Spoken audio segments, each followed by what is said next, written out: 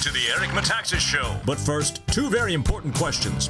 Have you ever tried to stack marbles while wearing boxing gloves? Also, did you know that marigolds and geraniums hate each other? Absolutely. And now your host, Eric Metaxas. Hey there, folks. That is a fact. Look it up. They hate each other. They have actual, literal turf wars. It's amazing. It's actually amazing. Folks, in this hour, I'm talking to somebody whose views I respect profoundly. His name is Dr. Leonard Sachs. He's written many books on parenting. He's not just a medical doctor, but he has a doctorate in psychology.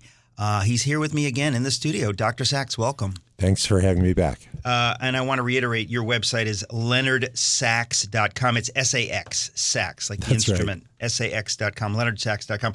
Last time we spoke about your book, The Collapse of Parenting. If people missed that, go back and listen to that on podcast. You can and probably ought to listen to that. But today I want to talk about your other book, Boys Adrift. Big subject with me.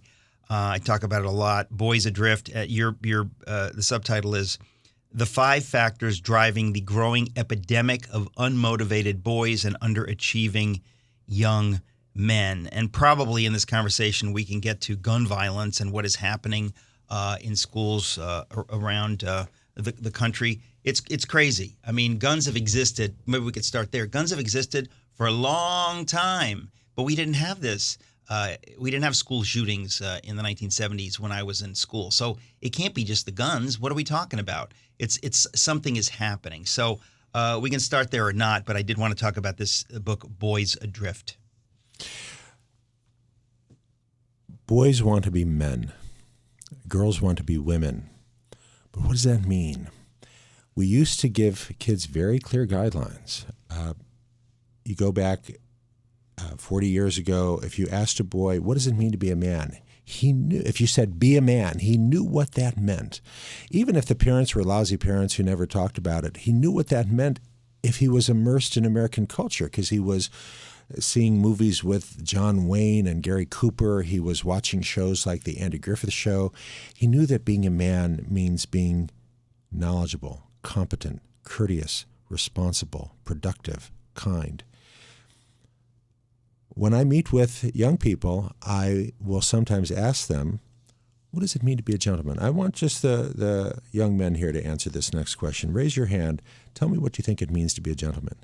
And I was speaking at Wabash College in Crawfordsville, Indiana, and a young man raised his hand, and he said, being a gentleman means going to gentlemen's club and watching women take their clothes off. I said, okay, that's really funny. But now could I have a more serious answer? And they literally don't know. They say, well, a gentleman wears 3-piece suits. It's all about surface and appearance. And I don't blame them. How should they know if they have received no instruction? Yeah, the term is a non sequitur. They have no clue what it even means. And if boys are adrift in a culture that's teaching them, hey, whatever floats your boat, you do you. If it feels good, do it. There has always been a small fraction of men who enjoy killing. There's nothing new about that. It's as old as Cain. Genesis chapter 4, the Lord tells Cain, sin is crouching at the door, but you can master it. Well, he doesn't. He succumbs to that temptation. For a small minority of boys, the unspeakable pleasure of killing has been a temptation. But you govern and guide that by saying that's outside the realm of what is permitted. That is never permitted. Yeah. You do you, not if that's who you are. On the contrary, the traditional Jewish and Christian teaching is be ye perfect, even as your Father in heaven is perfect. You've got to be better. And you've got to, in Hebrew, the notion is yetzer hara, the evil impulse. You've got to master that. And that's, as I said, as old as Cain. Well, if you stop teaching that, if you set boys adrift in a culture that says you do you, whatever floats your boat, some boys are going to say, you know what floats my boat?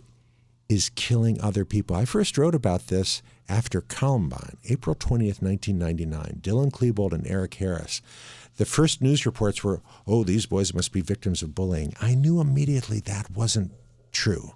And the initial news reports, the eyewitnesses said they were, and I'm quoting now, they were like orgasmic.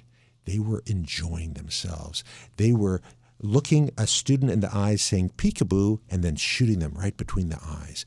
There are some boys who take pleasure in killing, and we've always known that. There's nothing new about that. There's nothing new about guns. What's new about our current situation is we've got this culture that's saying, you do you, whatever floats your boat. If boys are not look, Margaret Mead, the great anthropologist, said the greatest challenge any culture has is what do you do with your young men? Because young men have these impulses that they find difficult to govern.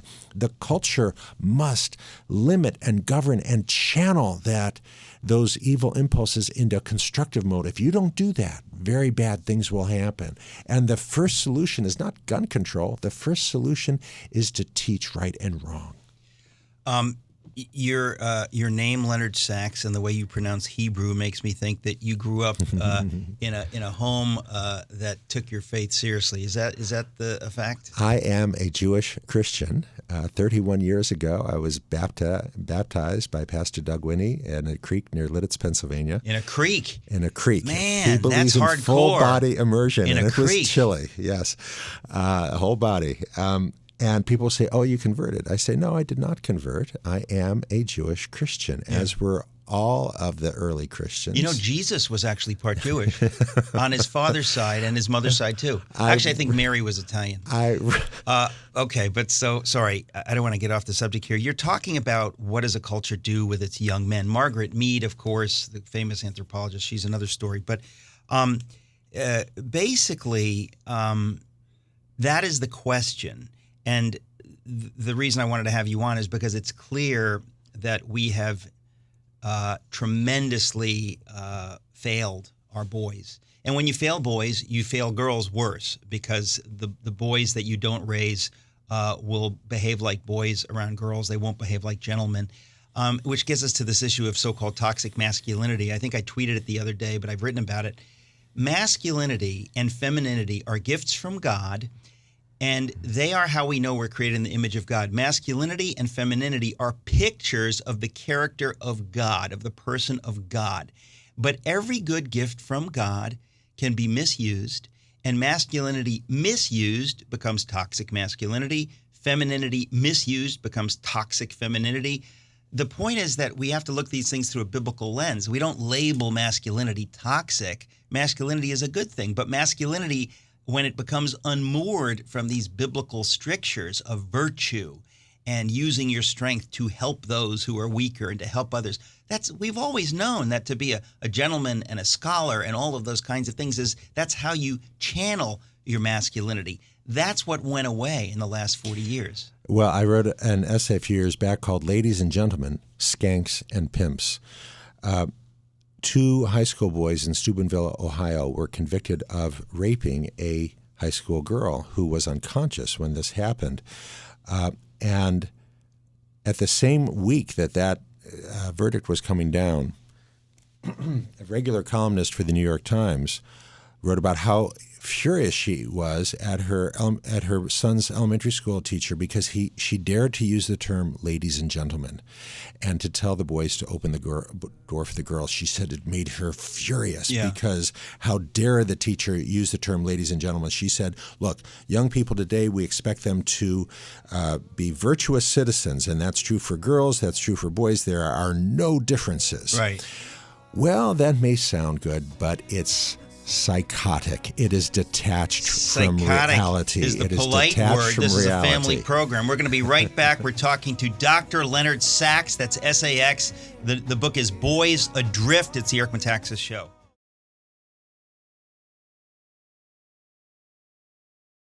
Hey, folks, it's the Eric Metaxas Show. We are talking about boys. We're talking about parenting. My guest is Dr. Leonard Sachs. The new book is Boys Adrift, the 5 factors driving the growing epidemic of unmotivated boys and underachieving young men, a subject really close to my heart. Where were we a moment ago? You were making a point and the music came on. I was talking about how a columnist for the New York Times said how angry she was that her teacher at her son's school dared to use the term ladies and gentlemen, which she doesn't think we should ever use. Yeah. The problem is that girls and boys face different temptations. And so you're saying they're different? Yes. That's shocking. Well, Genesis chapter 1, verse 27, in the image of God, he created them, male and female, he created them. But wasn't that book written by bigoted old men? Black and white are human inventions. Right. Asian and Hispanic are human inventions, but male and female are of God. And that's an empirical reality, meaning that when researchers study what governs sexuality in girls, it's very different from what governs sexuality in boys. Look, there are many boys who are tempted by pornography. And I speak to high school boys and I say, hey, if I told you this Saturday I was going to lock you in your room and all you were allowed to do for the next 8 hours is look at porn, how would you feel about that? And a lot of boys will applaud. Very few girls will applaud at the idea of being locked in a room with porn videos for 8 hours. But many boys will. For many boys, pornography is a temptation. Molesting an unconscious girl is a temptation. So you have to teach that boy. A gentleman never touches a girl who is unconscious. Now, you and I might think, oh, everyone is born knowing that. No, they are not. They have to be taught. That is not natural. It is not innate. Civilization means teaching kids things that are not natural. Doing what comes naturally will lead you to evil. Well, again, this gets back to a biblical view. The biblical view is that we are created in God's image, and then there was this thing called the fall. Yeah. However you process it, we are broken. We are messed up. And to get right with God, to do what is right, is not natural. It is natural for us to sin and to be bad and to do terrible things, and we have to understand that. Well, and I think there are people who refuse to understand that. Unfortunately, the contemporary New York Times mainstream consensus doesn't get that. Yeah. And the result is they neglect this empirical reality, which is you have to teach boys to govern themselves. There's a great line in the book of Proverbs, greater is he who governs himself than he who takes a city. Wow. Governing yourself is a challenge. It doesn't come easily. It has to be taught, and we are no longer teaching them. And the result of abandoning the idea of ladies and gentlemen is not virtuous citizens. The result is skanks and pimps.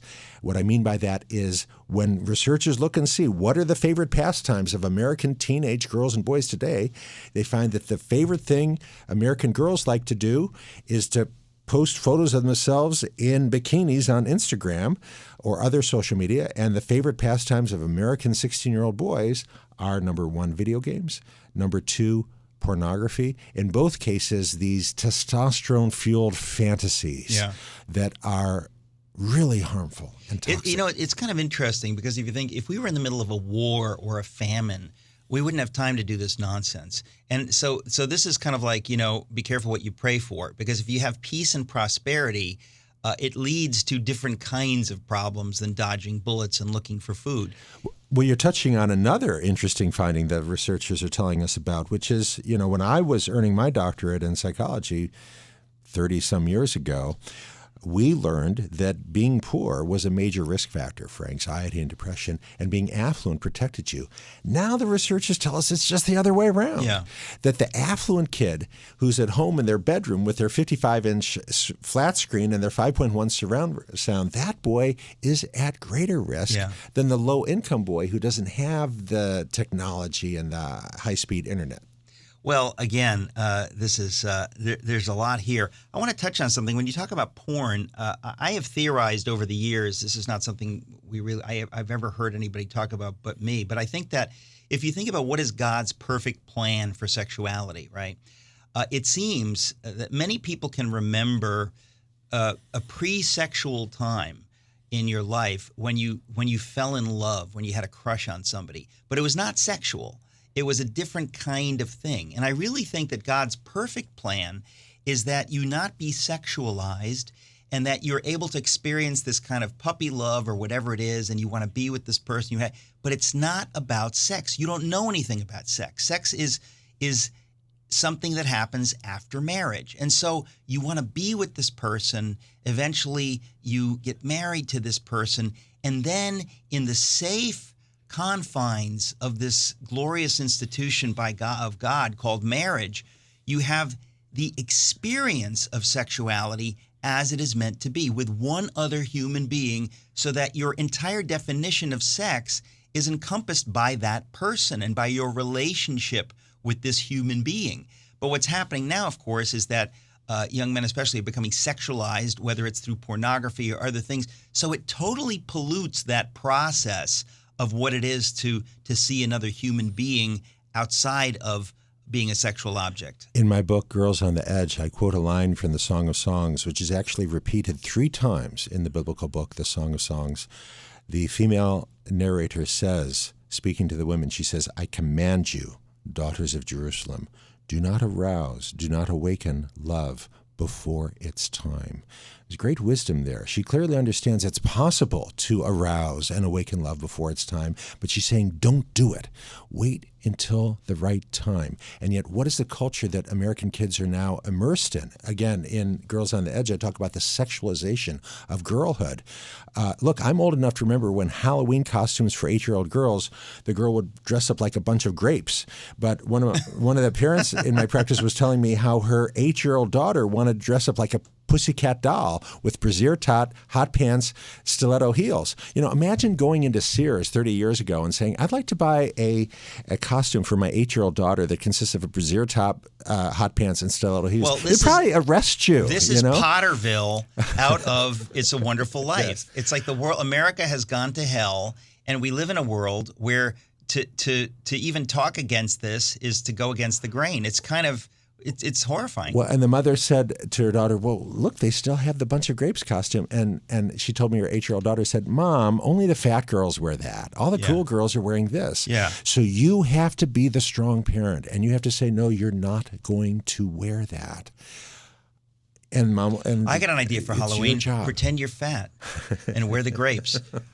No, it really is an amazing thing that we're even talking about this. But to me, again, it's the most important thing, because these kids are growing up, and they're growing up messed up. I can give examples from my own family. You just see it everywhere you look. This is not some strange phenomenon. It's happening everywhere. But to get back to this issue of sexualization, I think that, you know, when things go so far as they've gone with the Me Too movement, and you know, every man is a rapist and every man is and there is truth to this, in the sense that when you pull away the biblical view, it's madness. There's no question that for the last 40 or 50 years, men in power have thought, well, what's wrong with it? You've told me this is fine, and, you know, we're going to trade something. She's going to get a little bump in her career, and I'm going to get my sexual gratification. What's the problem? You know, it's run amok. But I think things go far enough that you at some point say, maybe we need to return to the basics. What is sex? What is sexuality? If it's gone this wrong, isn't it possible that God's view of the human being, of the dignity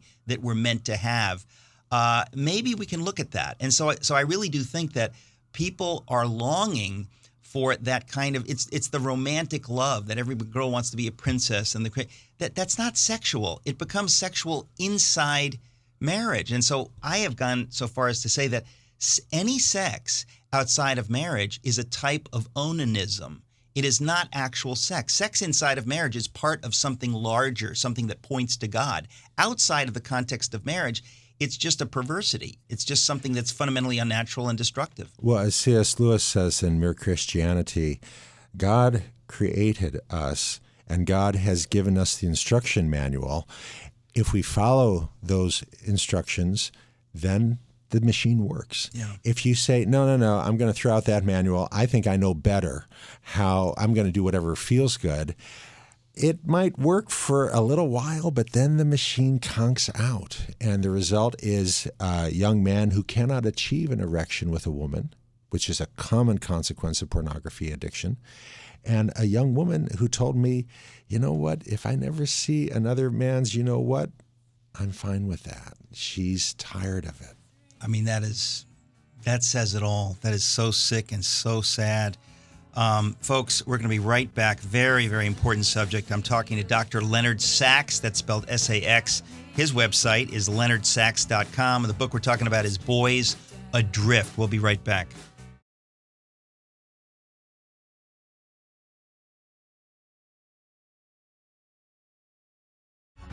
Hey there, folks. It's the Eric Metaxas Show. I am talking to Dr. Leonard Sachs. We're talking about parenting and the new book, Boys Adrift, the 5 factors driving the growing epidemic of unmotivated boys and underachieving young men. Let's talk about video games, Dr. Sachs. Let's go. I'm seeing more and more boys who are spending every free moment playing video games. Right now, there's this game called Fortnite, which is huge. It has crushed Minecraft. It is the most popular game worldwide right now. It's a game where you're on an island with 99 other people, and you've got to kill them all. One person will win. Or if you're in a group of 4, one squad of 4 will win, and all the others die. And it's a free game, and it is addictive. Kids love it.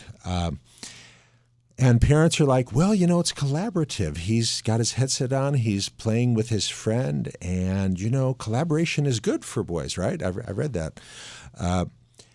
Look, we've got a lot of research on this. The more time boys spend playing video games, the more their social skills are undermined. These games shift motivation. Yeah, okay, so the subtitle of my book, Boys Adrift, talks about unmotivated boys. I got this letter from a boy who said, look, we're not unmotivated. We're incredibly motivated to get to the next mission in Grand Theft Auto. We just don't care about Spanish grammar. And I think the boy has a point.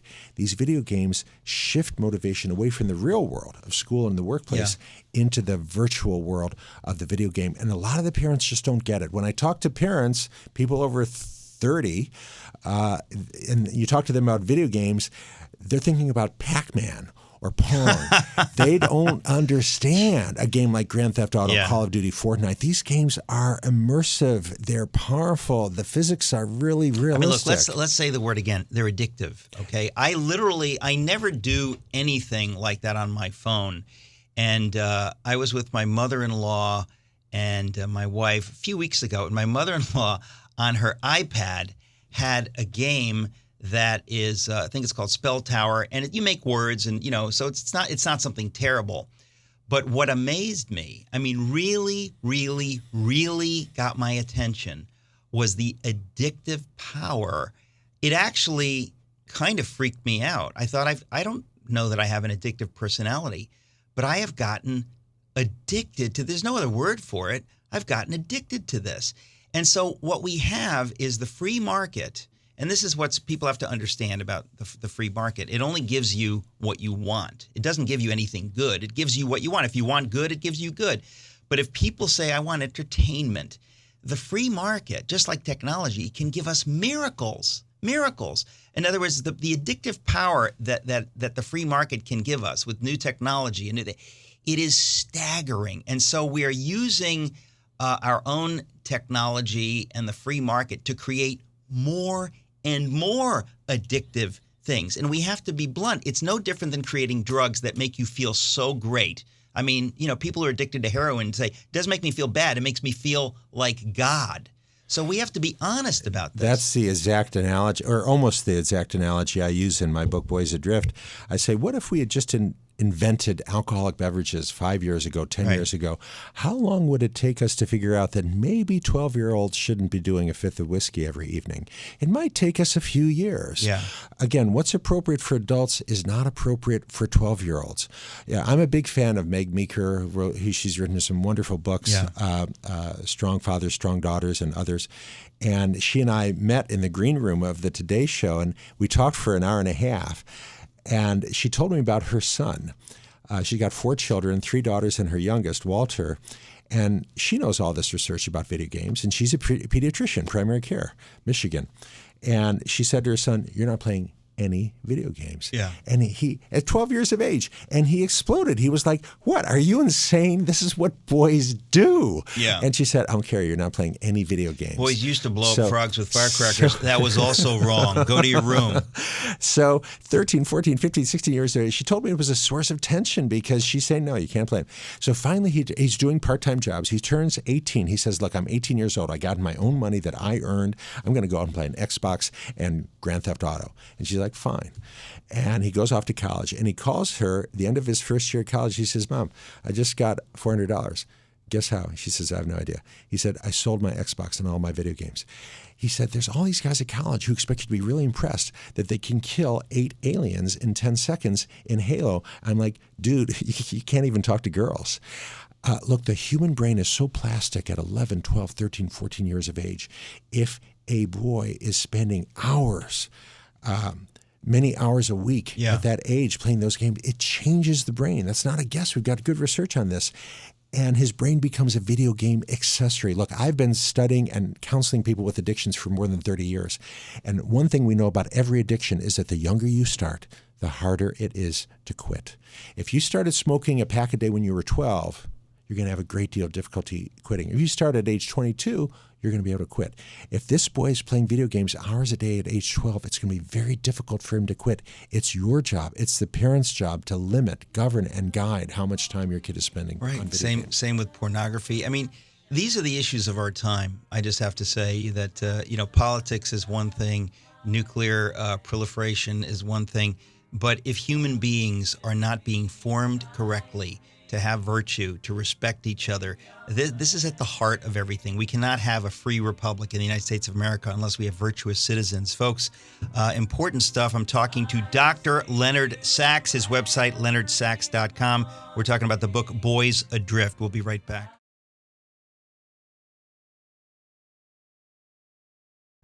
Hey, folks, it's the Eric Metaxas Show. I want to remind you that we're talking with Dr. Leonard Sachs about raising boys, turning them into men. Before I forget, I want to mention that Hillsdale College is offering a free course on the Constitution to listeners of this program. I think that would be you. You go to metaxasforhillsdale.com and you can get a free online. This is a college level course on the Constitution. There's nobody better than Hillsdale on the subject of the Constitution.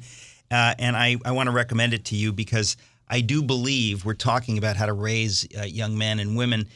I think one of the things is loving your country, understanding what is freedom. These are the kinds of things that take you outside of these small, how shall we say, silos in which we live, gratifying ourselves with video games or pornography or horrors along those lines. So just a suggestion. Let's go back to talking to Dr. Leonard Sachs. Dr. Sachs, you wanted to mention in your book, the book is Boys Adrift, the 5 factors driving the growing epidemic of unmotivated boys and underachieving young men. One of those things is prescription drugs. Tell us about that. And that's really kind of how I got into this over 20 years ago. I found all these boys who were getting labeled as having attention deficit disorder and being put on medication. And again, I'm not just a family doctor. I'm also a PhD psychologist. And assessing these boys, I found a lot of these boys didn't really have ADD. They just hated school. So what's going on? So these parents were concerned their son, another doctor had said he had ADD. They'd put him on Adderall, a very popular medication in this country. But he got palpitations and jittery. So they brought him in to see me. They read something I'd written about how these medications are overprescribed. And so I said, I do a careful sleep history. Do you have a video game console in your bedroom? Yeah, of course. Well, do you play on it? Sure, up till 1, 2 in the morning. Parents didn't even know this was happening. Parents told me, he's in his bedroom at 9, wakes up at 6 the next morning, 9 hours, right? Yeah, but he's playing video games till 1 or 2 in the morning. He comes right and tells you he's sleep deprived. Well, what's Adderall? What's Vyvanse? They're amphetamines. They're very powerful stimulants. So yeah, the amphetamines were immensely helpful for this boy, but the appropriate remedy for sleep deprivation is sleep, not amphetamines. And this boy didn't have ADD. He was sleep deprived. He wasn't, he's not paying attention. That's true. The teachers were right. He's not paying attention. He's not paying attention because he only got 3 hours of sleep the last night. And what he needs is for the parents to say no video game console in the bedroom. Okay, so the medications help. So I spoke at Harvard at a conference on learning and the brain, and I would love to tell you my talk was the one they were talking about, but it wasn't. The buzz of the conference was a talk by Dr. John Gabrielli. Dr. Gabrielli somehow got permission to give Adderall to normal kids and to withhold medication from kids who had severe ADD, and then to study how the medication helped kids in both groups on and off medication. He found that the medication helps normal kids more than it helps kids with ADD. That's a really important finding because for decades, the drug companies have been saying, oh, these medications only work for kids with ADD. That's not true. That's a myth that was pushed by the drug companies. Actually, this is a little scary to me. It's very scary because it turns out, okay, you look at Dr. Gabrielli's research and you say, okay, well, what's not to like? Why not just put all the kids on medication? It makes them happier, they're uppers, and improves the concentration for all the kids. What's not to like? Well, what's not to like is we now have studies from 15 different research centers showing that these medications, Adderall, Vyvanse, Concerta, Metadate, damage the motivational center of the brain. Is that only in younger? It's only in younger. It's not in mature adults. If you're older, if I take Adderall, it wouldn't affect the brain. But you're saying, it's but this is affecting kids. It's like surprise. We've been giving you pills, and now we find out they harm you forever. And remember, the brain is developing in girls until 22 and boys until 30 years of age, and the end result is a boy. These medications do not affect learning or memory. And the result is a boy who's not motivated. So I'll give you an example from my own practice. Mom is very upset with her son, confronts him one day and says, what's the problem? You wake up late every day. You work a few hours a week at the coffee shop. You're 28 years old. You don't have a life. You don't even have a girlfriend, for goodness sake. And he laughed. He said, well, I used to have a girlfriend. And then she found out I only works a few hours a week at Starbucks. She dumped me. So Mom insisted he come in and talk to me. And he did. And he said some very negative things about this girl who had dumped him. He said she was fat. She wanted me to take her places, do stuff. $19.99 a month. I said, wait, what's $19.99 a month? What are you talking about? And he mentioned a porn site that was $19.99 a month. He said the girls are way prettier. I said, wait, those aren't girls. Those are pictures on a computer screen. Wouldn't you rather be intimate with an actual woman? He said, no. You will find a growing proportion of young men who prefer the screen over the real thing. That's the end result. A boy who's not motivated. It's amazing. So, well, first of all, look, we have to. There's a lot here. What you're saying is that Adderall and these medications are destroying lives. Let's cut to the chase because we don't have time. Yep. They're destroying lives. That's a headline that needs to be talked about. I've never heard this before, that they decrease motivation. Yes, and this is a uniquely American phenomenon. I wrote a book for a French publisher, Pourquoi les garçons pillent. And working with French colleagues, I learned that in all of France, there are fewer than 6,000 kids on medication for ADD. There are more kids in Philadelphia, my hometown, on medications for ADD than there are in all of France. Another parent said, look, Dr. Sachs, I don't buy this. If this were true, I would have heard this before. I said, yeah, from someone like Dr. Joseph Biederman, chief of pediatric psychiatry research at Harvard Medical School.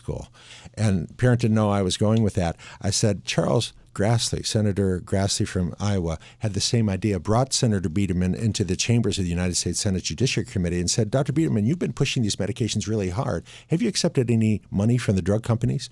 Turned out he'd accepted more than $1.6 million cash from the drug companies he'd never publicly disclosed. He broke no law. There's no law against doctors accepting millions of dollars from drug companies, but his action was unethical. He should have told us that he was functioning as a paid spokesperson for the drug companies, that he's getting way more money from the drug companies than he's getting from Harvard. So in the book, I give parents detailed guidelines. If the teachers say your son's not paying attention, how can you tell? Is this really ADD? Or maybe this is just a boy who hates school or something else. You need to have the confidence to say to the doctor, I don't want medication to be the first resort. I want medication to be the last resort. We're going to be right back talking to Dr. Leonard Sachs, his website, leonardsachs.com. This is the Eric Metaxas Show.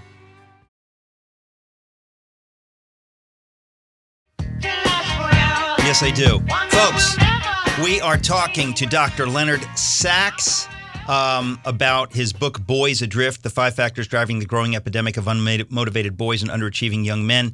One of the things you mentioned here, we've just got a couple of minutes left, but is the devaluation of masculinity. Huge subject for me. It's part of the deep, deep sickness of this culture. Talk, if you would, about that.